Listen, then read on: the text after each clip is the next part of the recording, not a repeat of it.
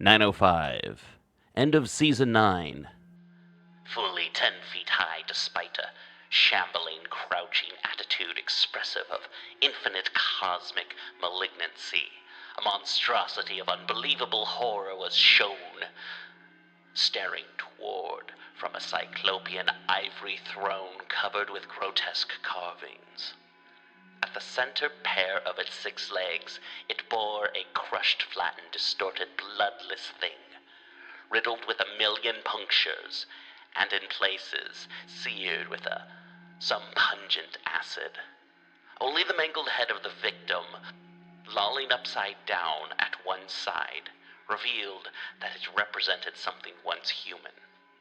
The monster itself needed no title, for one who had seen a certain hellish photograph. That damnable print had been all too faithful, yet it could not carry the full horror which lay in the gigantic actuality. The globular torso, the bubble-like suggestion of a head, and 3 fishy eyes, the foot-long proboscis, the bulging gills, the monstrous capillation of asp-like suckers, the 6 sinuous limbs with their black paws and crab-like claws. God, the familiarity of that black paw ending in a crab-like claw. Ooh, spooky! Rhan-Tegoth, the poetry of Donald Wandry. This episode is brought to you by BunnySlippers.com. Subscribe to PGTTCM with DB Spitzer and Sarah Fee whenever you subscribe to podcasts. Use Podbean and Apple Podcasts. Some folks use Stitcher. Check out our new website over at www.pgttcm.com. Check out our new PGTTCM merch over at pgttcm.threadless.com. 2 new shirts. Check out our Rat Fink-inspired Sathagwa shirt and our new Join a Cult shirt. Follow us on Twitter and Instagram at PGTTCM and Facebook and YouTube at People's Guide to the Cthulhu Mythos. Written and edited by Daniel Spitzer. Audio by Seraphy and Daniel Spitzer. Music by DB Spitzer. Help the show by sharing, rating, liking, or 5-star giving wherever you listen to or rate podcasts. It really does support the show when you rate us on Apple Podcasts in particular. Right. Support the show by hitting the Patreon button at pgttcm.podbean.com or by going to paypal.me/pgttcm. Recorded at Badger's Drift Studios in glorious North Portland, Oregon. Want to eat snacks, drink beer, and be on a podcast? Go to pgttcm.com and click Welcome to Portland to find out more. Accepting groups as large as 4 currently. Learn the basics of brewing, charcuterie, podcasting, and more. Want to advertise with Black Clock? pgttcm.com/contact to find out more. The Horror in the Museum is a short story ghost-written by H.P. Lovecraft for Somerville, Massachusetts writer Hazel Heald in October 1932. Published in 1933, is one of the 5 stories Lovecraft revised for Heald. The story has been reprinted in several collections such as The Horror in the Museum and other revisions. The tale concerns the relationship between Stephen Jones and George Rogers, the owner of a private wax museum specializing in the grotesque. Initially cordial, it degenerates as Jones first mocks Rogers, then comes to suspect that he is demented with his wild tales and suggestions of rites and sacrifices to nameless elder gods. Jones takes up Rogers' standing offer to spend a night in the museum and is attacked by his host, who is in turn killed by the entity Rhan-Tegoth that he has been making sacrifices to, and ends up becoming part of the displays. We cover this story in the 3rd season. Rhan-Tegoth is an amphibious ape-like great old one featured in Lovecraft's Horror at the Museum, as we mentioned. It is a big old globular thing with 6 limbs ending in crab-like claws. Atop of a sphere, it has 3 eyes and a foot-long trunk, also gills apparently. Rhan-Tegoth is covered with small tentacles, but it kind of looks like fur until you get up close and you're like, oh, that's, It comes from Yuggoth, also known as Pluto, where the Migo live, and is probably related to or the child of Shub-Niggurath, the goat with 1,000 young. According to, I don't know, the internet. It kills its sacrifices by crushing them and puncturing them with its tentacles, and then it uses its acid to suck its flesh away. Wow. Rhan-Tegoth at one time lived in a massive temple in the northern areas of the Arctic. A huge staircase of non-human sized reached down 3 levels to a large room where Rhan-Tegoth sat on an ivory throne. There he was fed pre-human sacrifices by unknown entities over 3 million years ago. Without the sacrifices, the thing goes into a deep sleep that only more sacrifices can break. Somehow, the long ritual in the 8th Narcotic. The 8th Narcotic manuscript gives some clues as how to discover this temple. We had audio of Kenhite, but mea culpa.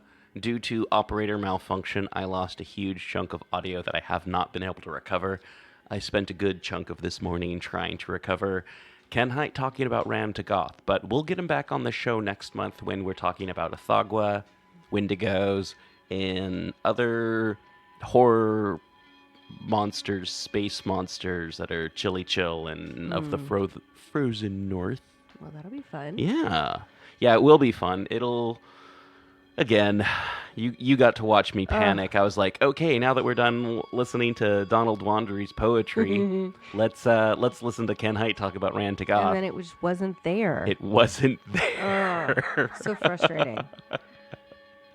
Yeah, it was a little frustrating, but it's happened to me before. And hey, if you want to help us have better equipment that has more memory space so I don't have to delete things all the time, please donate to People's Guide to the Cthulhu Mythos, Black Clock Audio Tales by going to paypal.me/pgttcm. Donations really do help. We have a patron program, but we really haven't set it up. Not even Patreon, because we do have a Patreon that we don't use, but we do have a patron program that's kind of set up through Podbean that you can always set up and do a monthly thing for us, and you'll get something in the future, I swear.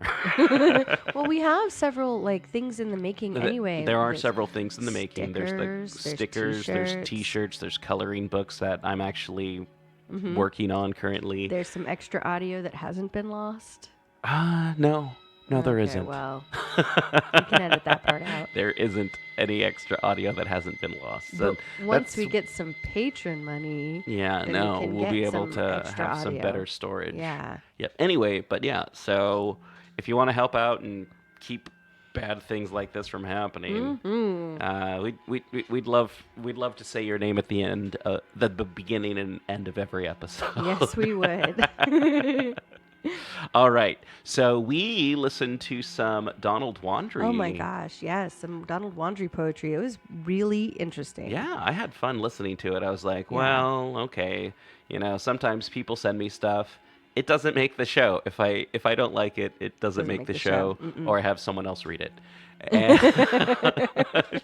Well, I mean, this one was really, it was, so it's a CD we were listening to, which, let me tell you, we're in that spot in our lives where, technologically speaking, where it's like, okay, we've got to charge this particular computer. Yeah. So then we can listen to a CD. Yes. Anyway, so we're listening to it was really, it was atmospheric. It's well read. Yeah. And also the themes in each poem is really, they're really engaging. Yeah. And you really get a sense that Donald Wandry's poetry is everything from spooky skeletons and chains to a wizardly kind of everything's purple. Oh, that was really a cool one. I like the everything's purple one. And then because it was it wasn't just it was purple this and purple that, but then also there was the use of the word "purpled" and violet, and it's just very evocative. And the poem itself is called Purple, so it really sells what it is. The poems themselves tend to be very evocative. And I think this would be great for something to put on in the background during Halloween for sure. And I don't know if I mentioned that it's a CD of Donald Wandry's work. Could you hand that CD to me there? All right. It is Sonnets of the Midnight Hours and Other Poems by Donald Wandry. Read by Roger Gerberding and Good music. reader. What's that? He's a good reader. Yeah, oh yeah, definitely.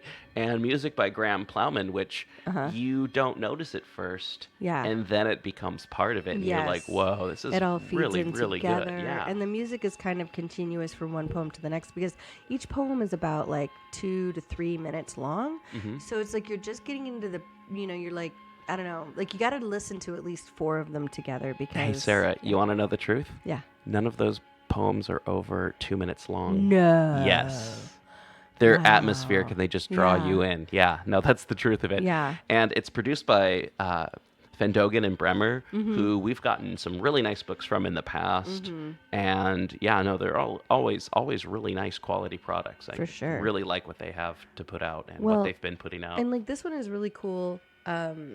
It's just, like also I just want to say kudos to being able to use sonnets in a modern setting when you're not talking about William Shakespeare because double thumbs up on that one. Sure. And it was, I don't know, like it made me want to like go and make applesauce and listen to spooky poems, like because it's a fall activity, Yes. As the year is dying, it's time to like really think about the like veil between the worlds, as he talks about in the midnight hours, etc. Definitely. It's like it feeds into that whole feeling, and then go out and crunch some leaves. Yeah, and something I just want to put this out there. I think we should stop thinking about just Halloween being the end of spooky times because oh, geez, does it get dark after Halloween? Halloween just feels like the gateway to spooky times. It's like, oh, it's getting nice and autumny. It's like, let's bake some things and everything's like harvest season and all that. Geez. And then it gets dark. Well, that's part of why we have a midwinter festival, Oh, yeah. Lots of cultures around the world. Let's bust out all the butter and cream and sugar, everybody. Well, but it's not just that. It's also like it's so dark and we're all facing starvation and death cold for months. And it's like that's part of why January is one of my least favorite months is because it's like the end of January is just a slog. Oh, yeah. Just a slog. Yeah, well, if you want something that's not a slog, I highly recommend this. This is, it was really fun to listen this is to. good. It's like stuff of it reminds me of poets we know. Oh yeah, like the Crimson Circle. Yes. Out of California and Oregon with K.A. Opperman and Adam and all those good fun folk who we're going to see at the H.P. Lovecraft Film Festival in October. Fun. Yay! I get to say Mea culpa to Ken in person for losing his audio. Oh, my goodness. Does he record it separately? What's that? Does he record it separately? No. Okay. I record it all on my end. Doubles boo. Yup. Am I still recording? Yes, I am. Woohoo! All right. So, let's see. Next month, we're talking about Athagwa. We're talking about the Bronte sisters. Ooh. And I know you prefer Jane Eyre over the Bronte sisters. Nope, I don't prefer Jane Eyre. I mean, not Jane Eyre. You prefer Jane Austen. Yes. Jane Eyre is Bronte. Yeah, exactly. And that's I just want to be clear with you. I have not read a lot of Bronte sisters, one or the other, because I read Jane Eyre in high school and I was so mad at it that it's possible that given some other story I might be more into it, but just the whole thing about Jane Eyre being this person who's just so, I don't know, it just didn't seem fair for her to give up her whole life for this guy who was just such an asshole. Anyway. Yeah, neither did she. Didn't think it was fair either. That's why the book exists. All right. So we've had a pretty good episode. Yes. Yeah, I mean. Yes, it's been lovely. There was the whole. Oh my gosh. Lost audio thing, but we'll recover from that. Well, and here's the deal. I really love talking to you on this podcast. This is fun. It's always fun to talk about what we're talking about. And it's actually given you a chance to talk more since we've been letting Ken Haidt and David Heath and everyone else do the heavy lifting lately. Well, it's nice for us to get back on the mic, but if you want to hear other people, let us know. Let us know. We really do want to hear your feedback, unless you're being mean, and then Yeah. yeah. No I mean, trolling.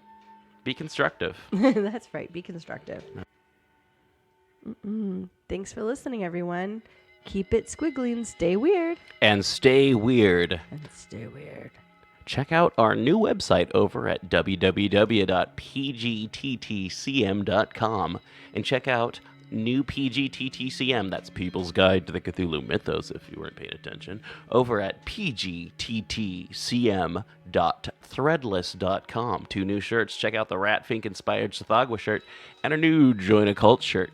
Donate some coin, caps, credits, or whatever flat currency from your favorite sci-fi fantasy setting to paypal.me/pgttcm. Money helps keep the show going. Get your name in the credits. Also, message me on Facebook so I know about it. I'm just one person running this podcast stream. Thank you so much for listening for the last 4 years. This show is what I want it to be, except for when I drop the audio. See you in Series 10, everybody. Woohoo! Yeah. Anything you want to say? I mean, you've now been on the show for 2 years. Series. I mean, or at least two or three series. You've been with the show since 60 something, I think. Well, yeah, and I have to say this month also marks my 2-year anniversary of recording periodically with the show, and I have to say, yeah. Oh wow. Yeah, no, it's been pretty amazing. We didn't actually air any of what I recorded until October. Oh, yeah, 2 years ago. But this month is when we started that experiment. Yeah. And I feel like for me as a person, I have grown in confidence being able to talk on the mic. But it's also been really exciting to get more into this, user created content, entertainment sphere. Yeah. I'm right now planning on starting maybe a vlog, or a YouTube channel of some of my stuff. A lot of the stuff that I'm personally interested in has a visual element to it. So Sure. doing that on YouTube would probably be better. But recording, it's just so much fun. It's just so much fun. Yeah. Yeah. Yeah, no. I've definitely been having a ton of fun recording with you.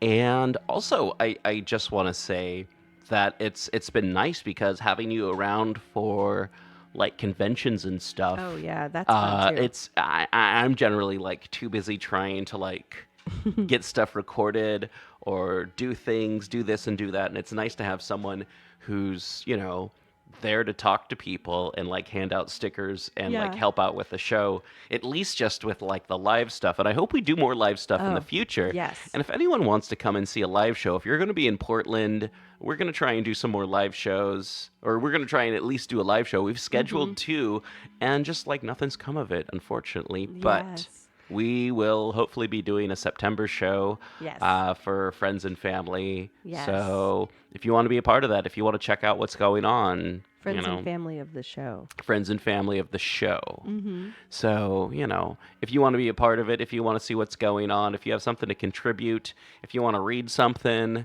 if you're in the Portland area, if you want to send something in, if you want to Skype in while we're doing a live show, we'll figure it out. We'll make it happen. Yes. Thanks again for listening, everyone. Squiggly. Do it. Weird. Yep. Bye. Bye.